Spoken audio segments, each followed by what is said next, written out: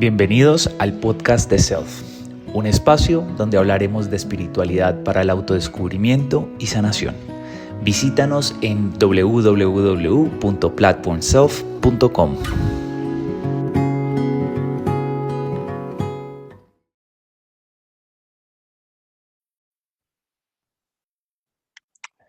Hola a todos, hola a todas. Hola Camilo, ¿cómo estás? Hola Juan Manuel, muy bien, ¿y tú? Bien, bien, gracias. ¿Cómo va todo? Todo súper bien. Oye, ¿me escuchas bien ahí? Es que estoy probando este micrófono. Sí, ahí te escucho muy bien. Buenísimo.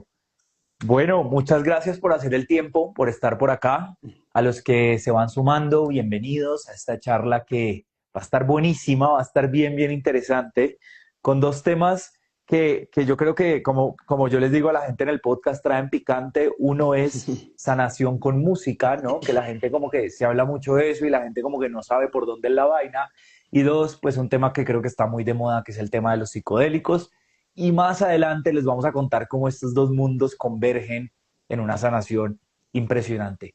Antes de entrar a todo eso, porque tenemos un experto, una persona que habla muchísimo de esto, quiero que él se presente. Juan Manuel, bienvenido al podcast, a este live. Gracias por aceptar esta invitación. Cuéntanos un poquito de ti, cómo quieres que la gente te conozca. Bueno, Camilo, muchas gracias por invitarme a ser parte de este live y con tu comunidad que sé que hablan de temas muy diversos. Yo soy pues un médico, soy psiquiatra, soy neuropsiquiatra. Eso quiere decir que tengo una subespecialidad en esa área en particular. Pero digamos que mi base es básicamente la música porque soy baterista desde hace muchos años. Llevo más de media vida tocando batería y nunca he dejado de tocarla, ¿no? A pesar de ir ascendiendo pues en toda mi carrera profesional, he estado siempre en contacto con la música, teniendo grupos, haciendo grabaciones, etcétera. Entonces, para mí la música ha sido algo que me ha sostenido. Ahorita hablaremos de cómo la música sostiene las experiencias expandidas de conciencia. Y con el tiempo quise unir ambos mundos, la neuropsiquiatría con la música, y por eso decidí hacer un máster en neuromúsica, del cual hoy en día soy docente en una universidad en España, y hago investigación básicamente en esta interfaz música y cerebro. Estoy muy interesado sobre todo en síntomas musicales o la psicopatología musical, por ejemplo, gente que tiene obsesiones musicales, alucinaciones musicales, gente que tiene un trauma craneoencefálico y pierde la capacidad para detectar tonos, ritmos, personas que tienen un tumor y cómo cambia la percepción de la música, el ritmo, del tiempo. Entonces tengo como una línea dedicada a esa interfaz y lo he articulado con el tema de los psicodélicos en los últimos años porque creo que es fundamental para un buen setting, que ahorita hablaremos que es un set y un setting.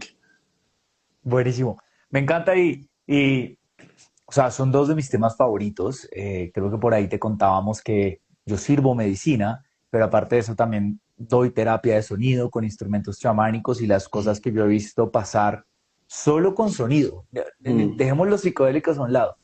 Los desbloqueos emocionales, físicos que yo he visto pasar con instrumentos chamánicos en un sound healing, más adelante se los cuento porque no me quiero adelantar. Pero eso me da la entrada al primer tema que quiero que hablemos y es, me encanta que sea desde la neurociencia, para que esta conversación sea menos chamánica, más científica, porque a nuestra comunidad le encanta ese enfoque, es cuál es el potencial sanador de la música y cómo desde la neurociencia esto se respalda. Perfecto. Bueno, yo creo que primero debemos definir pues qué es sanación también para ti y tu comunidad. Y te lo digo, Camilo, porque es una palabra que no es frecuente que la utilicemos en el ámbito de la psiquiatría, porque suele ser muy ambivalente o a veces crear unas expectativas que para algunas personas pueden ser poco realistas. Por ejemplo, si yo te digo, te voy a sanar tu bipolaridad o tu esquizofrenia con esto, yo incurro en un error también por generar una expectativa como de eliminación completa, digamos, de un síntoma o de una condición, inclusive de un cuadro depresivo.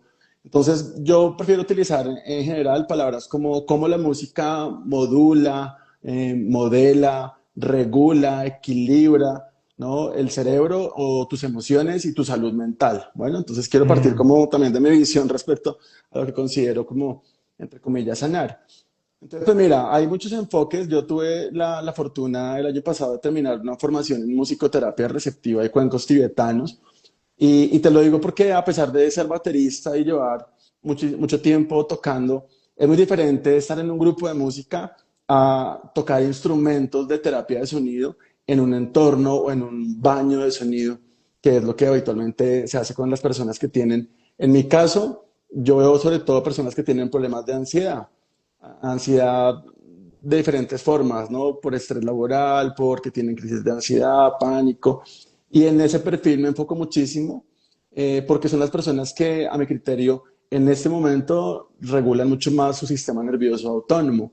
Cuando tú haces una experiencia de terapia de sonido, sobre todo con un enfoque de relajación, porque uno puede hacer para activar, para remembranza, para imaginería, es decir, hay una cantidad de enfoques, pero yo te hablo de lo que yo más hago en mi consultorio, y sobre todo son terapias de relajación con sonidos.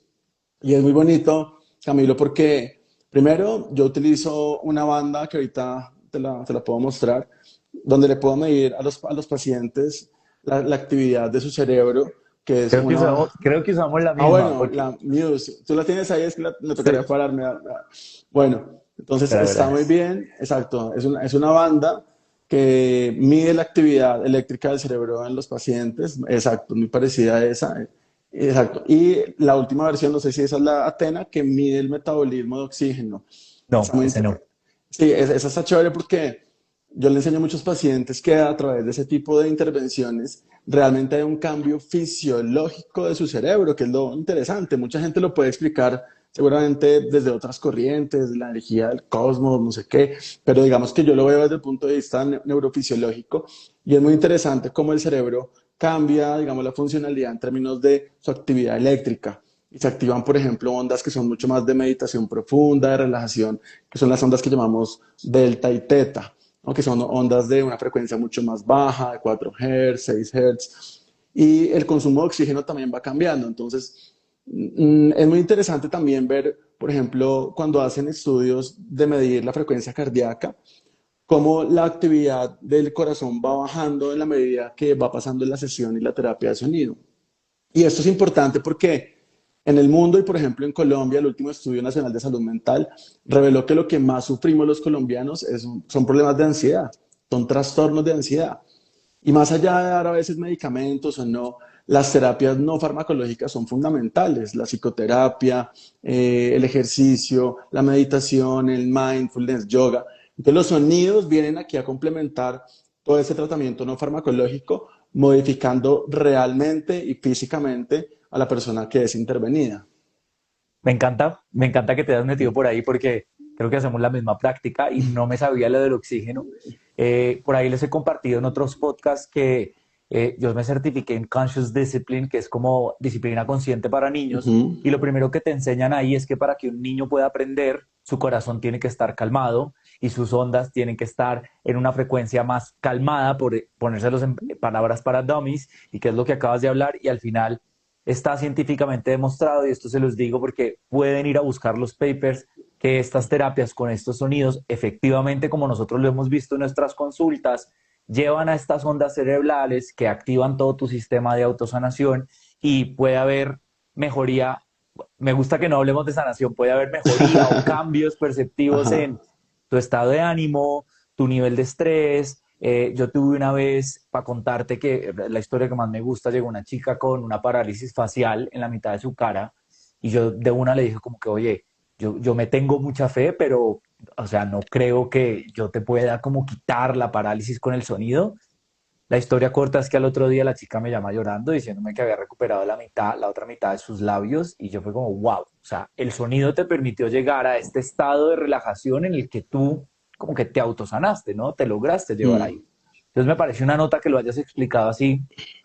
Y Y también quiero complementarte ahí dale, brevemente porque mira, eso que dices es fundamental para mí porque únicamente, digamos que no me centro como en la experiencia como física pura, la frecuencia cardíaca, la onda, que es como lo que me da a mí un fundamento como fisiológico. También me centro mucho en la experiencia que llamamos fenomenológica, ¿no? ¿Qué siente la persona? O sea, cuando está en ese estado, ¿qué siente? Y curiosamente, después de terminar ese tipo de sesiones, le pido a las personas que me den 3 palabras. Al final le digo, bueno, dame 3 palabras que describan la experiencia, lo que sea.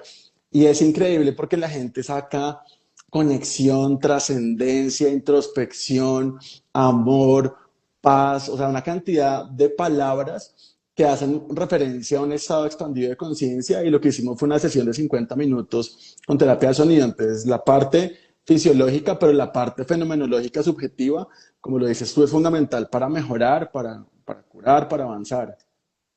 Me encanta. Oye, y ahí te tengo una pregunta de curioso. Uno de los discursos que yo también doy mucho es, y por lo cual me gusta hacer la terapia de sonido en vivo y no creo solo en los audífonos. Por ejemplo, esos sound healings te dicen sound healing y en verdad son los audífonos. Y yo digo, ¿dónde está entrando la frecuencia en el cuerpo? ¿No? Que yo también Mm, creo que parte de la sanación no ocurre solo en tu cerebro, sino cómo la frecuencia de esos cuencos o ese tambor o como tú dices, el instrumento que ujú. estemos usando, al fin y al cabo por resonancia habla con tus células y se genera esa frecuencia. Desde tus estudios, ¿esto lo has visto, no lo has visto, pasa, no pasa o los audífonos funcionan? Pues depende, es decir, si vas a hacer una terapia de sonido, un sound healing con cuencos y sonidos solo con audífonos, podría funcionar si realmente hay una muy buena calidad de la grabación y da la sensación de espacialidad como de esos sistemas 8D que tú sientes que va adelante o atrás. Yo he visto muy pocos así, la mayoría que veo están como desorganizados, no hay mucho.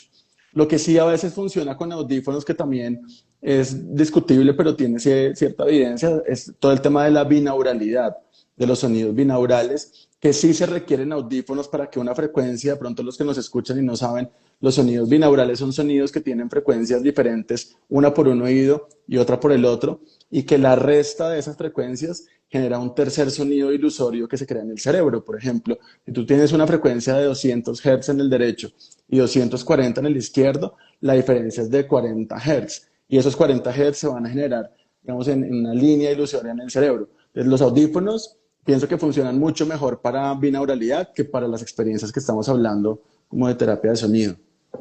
100%. De hecho, hay dato curioso que no me has preguntado y creo que los del podcast no saben. Yo medito solo con binaurales. Yo no medito con Mm, música de meditación. Yo solo no me pongo cuencos tibetanos, solo binaurales ujú. porque el cambio en mi cerebro es impresionante. O sea, yo entro en un estado y salgo en otro. Oye, mientras te chismeaba en tu Instagram, hubo un video que resaltó y es, ya quedó claro como la terapia de sonido es más espiritual, por llamarle así, pero hablabas mucho del beneficio en tu cerebro de escuchar música que te gusta, ¿no? Y dentro de digamos que mis creencias, yo era muy como que no, pues es que tiene que ser música clásica y música espiritual, pero como que me confrontaste un montón porque yo dije, bueno, si la canción favorita de alguien es metal y le encanta y hace súper bien, por lo que te escuchaba, esto genera un beneficio para la persona en el cerebro. ¿Nos puedes contar un poquito de eso? Claro que sí. Yo tengo un taller que se llama Neurosonic Lab, que ahí explico muy bien un concepto que se llama el botiquín musical.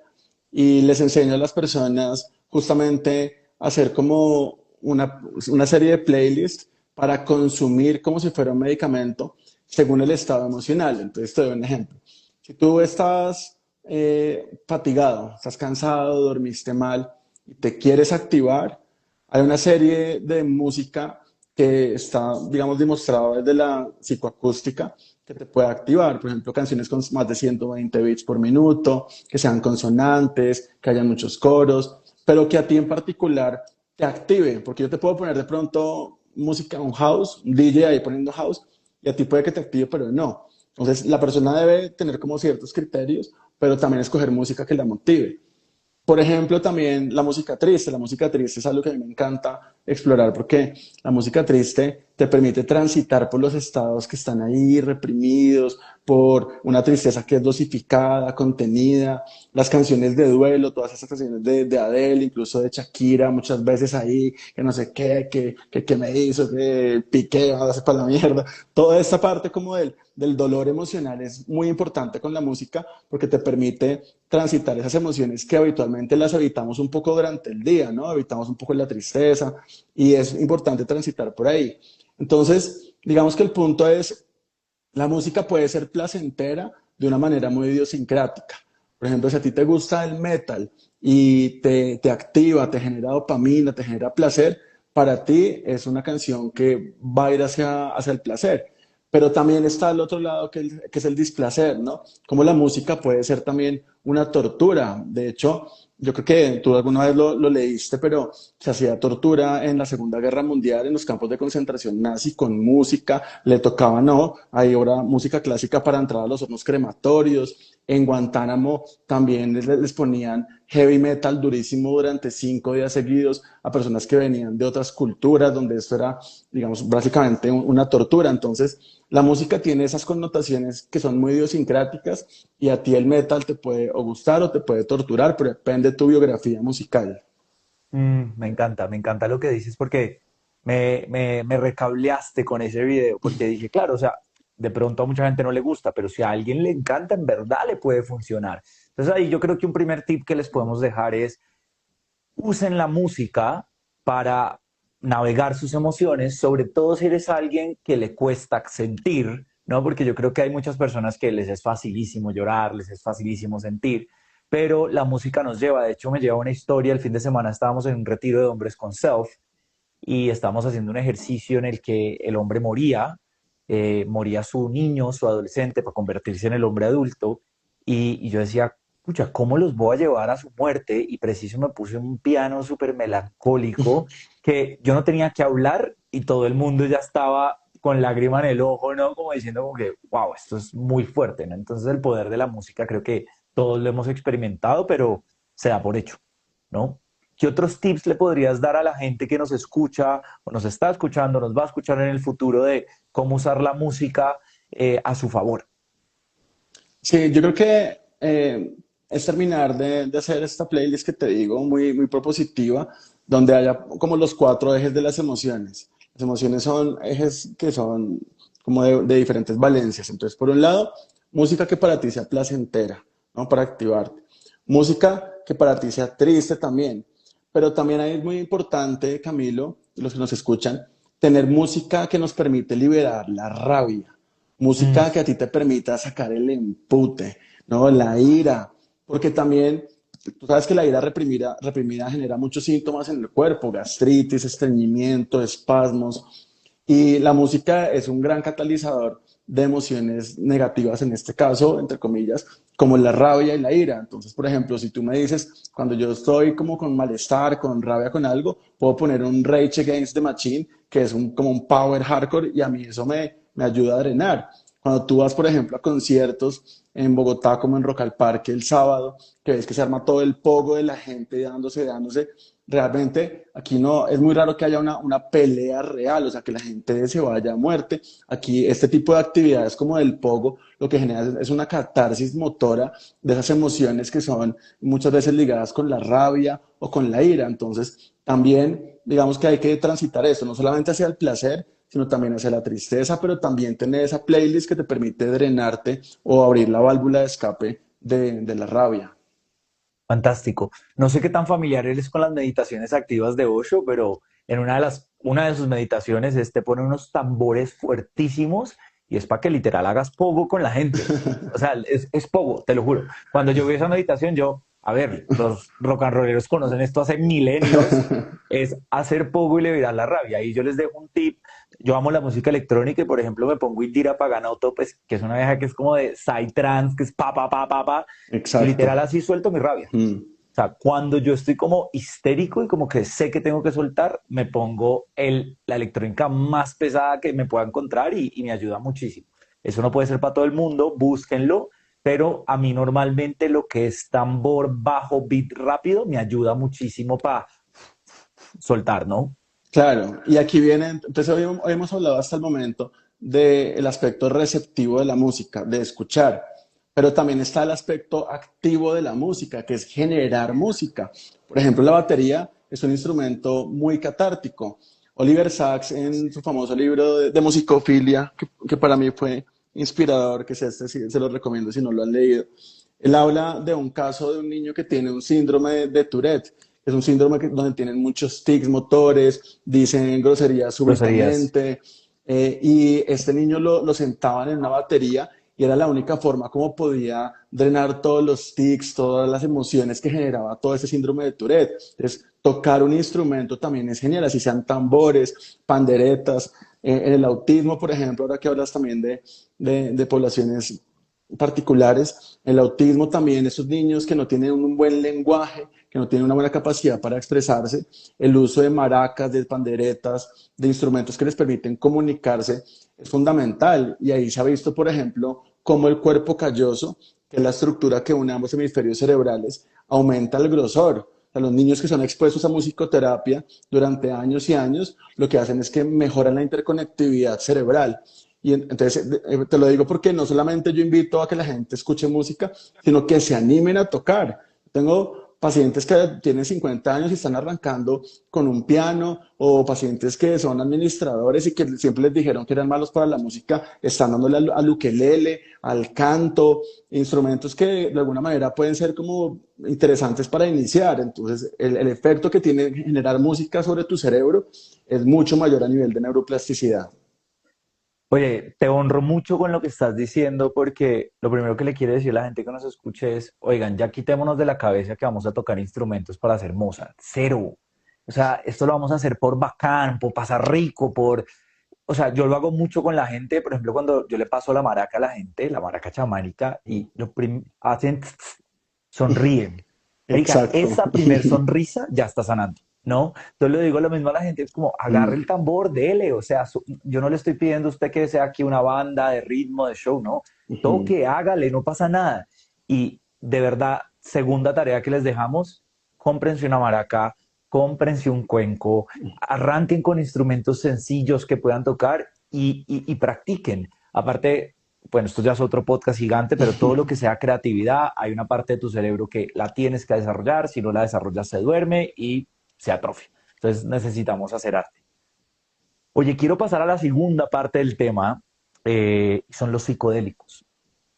Para la gente que me escucha acá no es un misterio que soy una persona muy afín con los psicodélicos, pero también soy una persona muy jodida, por así decirlo, con los psicodélicos porque soy muy de hacerlos bien, en el lugar y en el ambiente correcto, con la persona correcta y que sí puede llegar a ser un riesgo para alguien de no hacerlo de la manera correcta, con el conocimiento correcto y con el apoyo e integración correcto, ¿no? Entonces eso es un podcast gigante.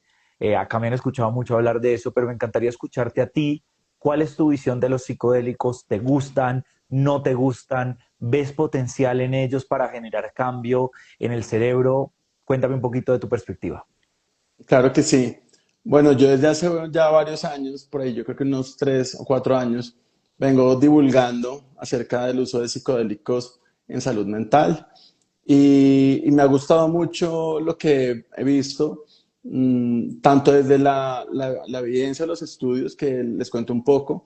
Los psicodélicos empiezan a ser estudiados desde el punto de vista más clínico, porque pues esto tiene obviamente miles de años Miles. en Mesoamérica y fósiles de hace 1500 años o más. Me, Entonces, me acabo de, ahí dato curioso, me acabo de leer un libro que encontraron uso de psicodélicos y marihuana mezclada con otras plantas hace 4500 años. O sea, exacto, sí, exacto. Entonces los fósiles son...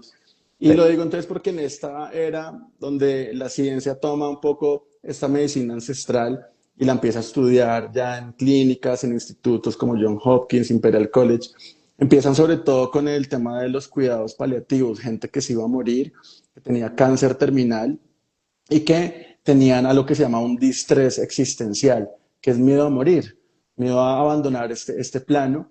Y esta gente en John Hopkins, liderada por una persona que se llamaba Ronald Griffiths, empiezan a darle macrodosis de psilocibina a personas que están en este estado y ellas de alguna manera mueren en el viaje, se desintegran, pasan el umbral, regresan y les quitan este miedo existencial, cosa que ningún otro psicofármaco, ni los antidepresivos, ni los ansiolíticos, ni ningún otro psicofármaco había logrado hasta el momento. Entonces quedan maravillados porque están encontrando un abordaje para ayudar a la gente a transitar ese espacio entre la vida y la muerte. Entonces ya digamos que ahí pasa un poco a los pacientes que tienen depresión refractaria, que son personas que llevan dos, tres tratamientos con antidepresivos, que están en psicoterapias, en meditación, yoga, ejercicio, pero siguen con episodios depresivos y no salen. Esto pasa en el 30% de las personas, que es un montón. 3 de cada 10 están en este estado que llamamos de refractariedad. Entonces, empiezan a darle a este grupo de pacientes macrodosis de psilocibina, no microdosis, son macrodosis, y ven una respuesta impresionante donde las personas mejoran en una semana, tienen una reducción significativa de muchos de los síntomas que estaban presentando, y esto rompe el paradigma del tratamiento psicológico y psiquiátrico, que era tómate un antidepresivo durante un año, todos los días, gasta un montón de dinero cada mes. Y esta ruptura del paradigma ha sido muy interesante. Pero como tú bien lo dices, y me alegra que tú mismo hagas la salvedad, esto desafortunadamente también ha caído como en manos de muchas personas que están interesadas en hacer un negocio, que tienen un interés económico en esto. Y lo digo porque a mí me llega mucha gente que va y le cobran 800, 1 millón de pesos y hasta más por una experiencia donde meten hasta 70 personas, me han contado algunos, prende Me una estás, fogata, me vas a poner a llorar aquí con esta historia. prende una fogata, reparten hongos y básicamente el que tiene plata es el que accede. Muchas personas durante esos estados expandidos de conciencia se les abre la caja de Pandora, muchas personas empiezan a encontrar recuerdos reprimidos, emociones reprimidas que no siempre son agradables, como temas de abuso o maltrato, etcétera. Y cuando salen de esas experiencias, aunque para algunas puede ser como resignificadoras, muchas también quedan más confundidas porque no saben qué hacer con esa información que salió, no saben si es verdad, si es mentira, cómo procesarlas, y ahí es donde muchas veces buscan consulta casi como un efecto adverso de esto. Entonces sí, digamos que estoy de acuerdo en que hay que hacerlo, le veo mucho potencial, pero también hay un tema ahí como en cuanto a la calidad de los productos, y es la razón por la cual yo en general no estoy muy ligado como a prescribir, porque hay un tema como de los productos, y es que esos estudios los hacen, Camilo, en Estados Unidos con psilocibina sintética. Y ellos saben exactamente cuántos miligramos se están dando de psilocibina.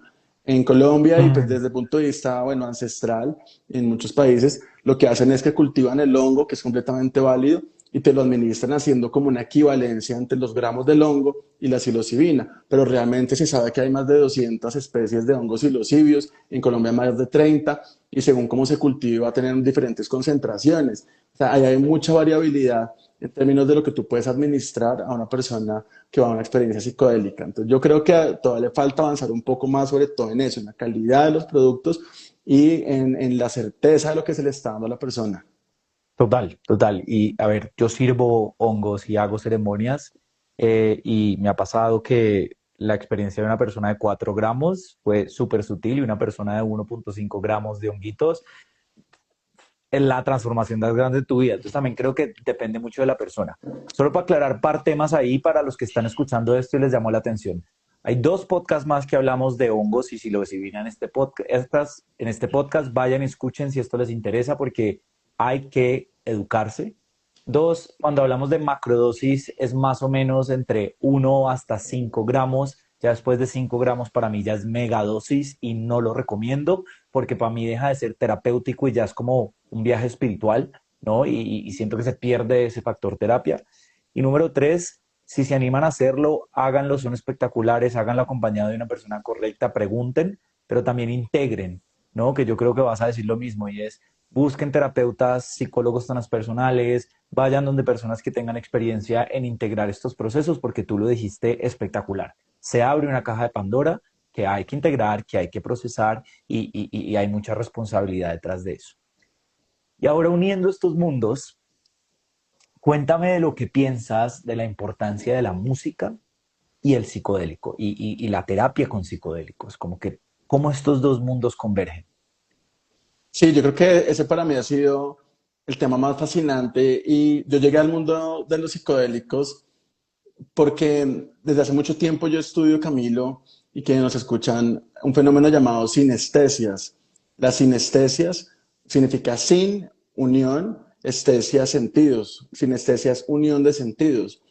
Algunas personas nacen con esa capacidad, por ejemplo, de ver la música, son sinestesias musicales, pero la mayoría, 98% de la población, no es sinestésica.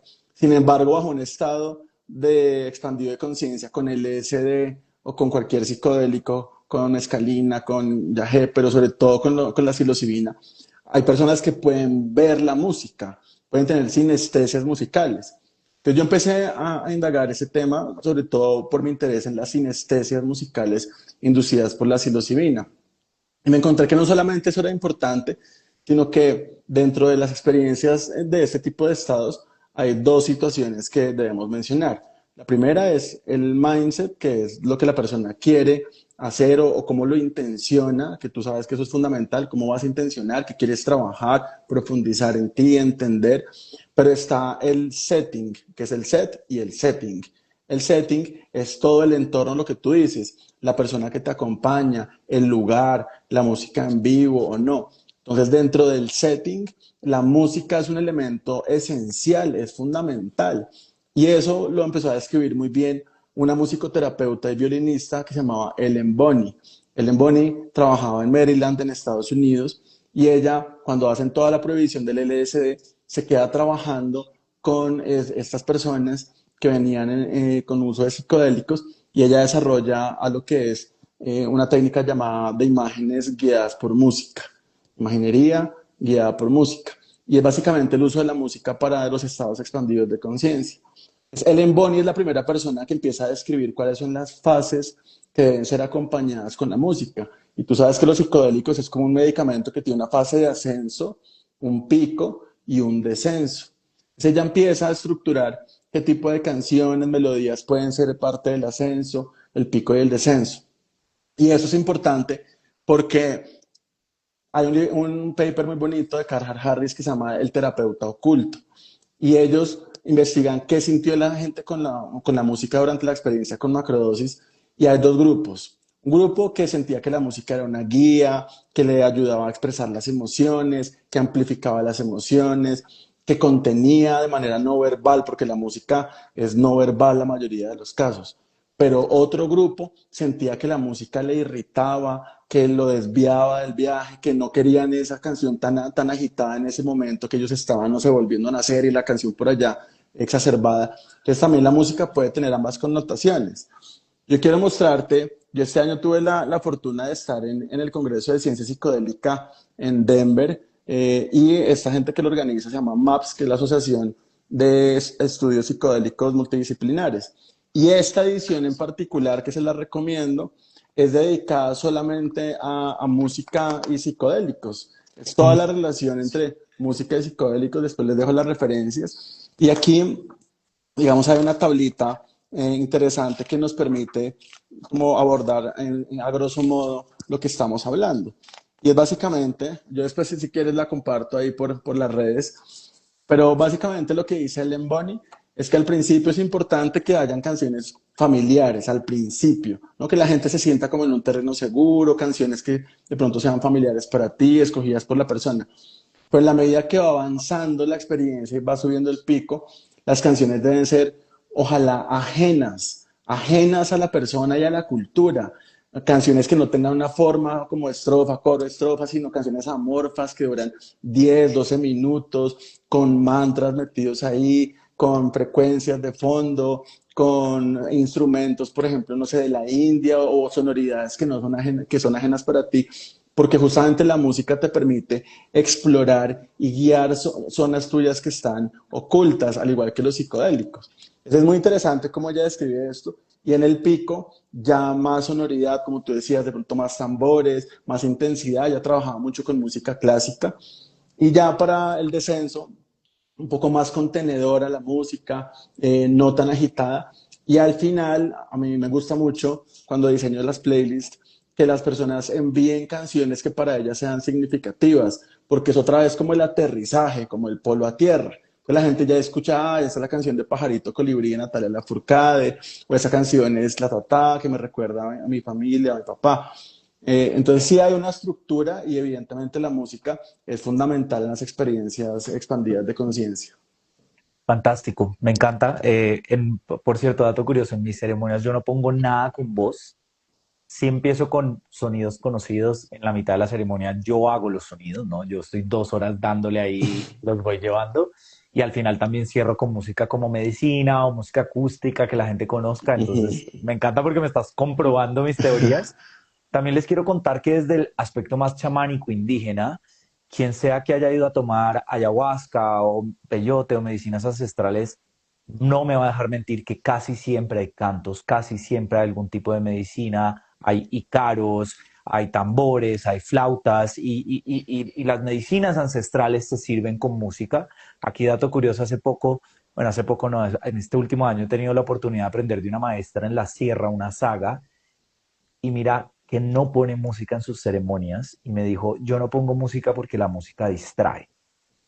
Y es la verdad, pues la verdad entre comillas, la música ayuda y facilita, pero imagínate una ceremonia de ayahuasca sin música, una ceremonia de hongos sin música, es mucho más duro, es mucho más fuerte, pero claro, eso es el trabajo de ella. Hasta que me conoció empezamos a hacer cositas juntos y entonces ella hoy en día dice, bueno, voy a dejar que usted toque sus instrumentos un ratico porque usted los ayuda a entrar a ellos en viaje, ¿no? Pero es curioso, entonces, recomendación, chicos, chicas, gente que nos escuche, planeen su playlist si lo van a hacer solos, ojalá con alguien, y si es con alguien, si es una buena persona y está metido en este mundo y lo ha estudiado y ha ido a Maps, sabe que la música es game changer, ¿no? Es que hay artistas hoy en día que se dedican a hacer música para hongos. O sea, es así de sencillo, ¿no? Forrest, se me fue el apellido de este man. East Forest, East yo, Forest, eso. ese es genial, es genial. Es Siempre lo pongo de ejemplo también. Y lo pude ver en el congreso que te dije. También hizo un concierto. Entonces, sí, hay gente que se dedica hoy en día a crear y a generar música para ese tipo de estados. exactamente. Oye, te iba a mostrar me estoy leyendo este libro, apenas voy empezando, This is Your Ah, qué Brain bueno. Ese and me lo leí Music. también, de Ahí Daniel voy, Levitin. ajá, ahí voy, fue pucha, es bien técnico, entonces me ha costado, pero ahí vamos, me lo estoy leyendo a poquitos. Em, ¿Qué más te gustaría compartir antes de que cerremos sobre el mundo de música, psicodélicos, estudios, datos curiosos que tengas por ahí en tu manga que de pronto le pueda resonar a la gente, sobre todo para invitarlos a usar la música y los psicodélicos como herramientas de mejoría, como herramientas para ayudarse en sus procesos? Como ya dijimos, con responsabilidad, porfa, no me voy a cansar de responder, de decirlo, pero ¿qué les contarías? Sí, mira, les contaría que hay como mucho debate al respecto de si generar la música da una experiencia diferente versus escucharla, por ejemplo, pregrabada. Entonces, hay unas listas que ustedes pueden encontrar en Spotify, como la lista de psicodélicos de Copenhague. Se demoraron un montón de tiempo haciéndola, pero sigue siendo una lista grabada. Entonces, lo que falta por estudiar, yo te diría, es eso, los efectos de la música en vivo, porque Mm, además los cuencos, por ejemplo, tienen una sonoridad que es increíble. Los cuencos dan a 360 una cantidad de armónicos y la música pregrabada no. Entonces, los sonidos en vivo dan una envoltura sonora muy diferente a las listas pregrabadas. Pero la mayoría de esos estudios los hacen con audífonos, con listas pregrabadas. Entonces aquí hay un debate que debemos mirar con el tiempo, es la diferencia tanto fenomenológica como física de escuchar música pregrabada como con música en vivo. Lo otro que también es importante es el tipo de instrumentos que utilizas, ¿verdad? Tú ahorita hablabas de tambores, entonces en qué momento se van metiendo diferentes instrumentos. Arrancas con tambores, pasas a cuencos, utilizas cochis. ¿Cuál debería ser como esa secuencia que acompaña? Creo que tampoco está muy bien establecido y vale la pena hacer un poquito más de investigación en eso.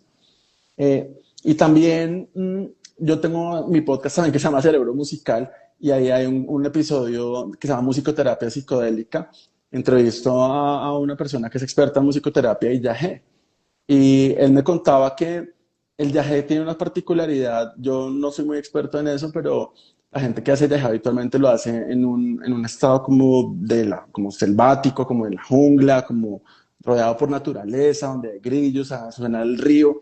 Entonces, esa envoltura también de los sonidos del entorno es muy importante, porque aquí en Bogotá tú escuchas es la pitada, el frenón, ese tipo de sonidos como mecánicos, obviamente son muy diferentes a estar con las cigarras que se van sincronizando, a estar con el sonido de la naturaleza, que entiendo que en ese contexto es muy importante, ¿no? La gente con Yagé ve mucho más, no sé, como jaguares, temas como animales ancestrales, halcones, no sé.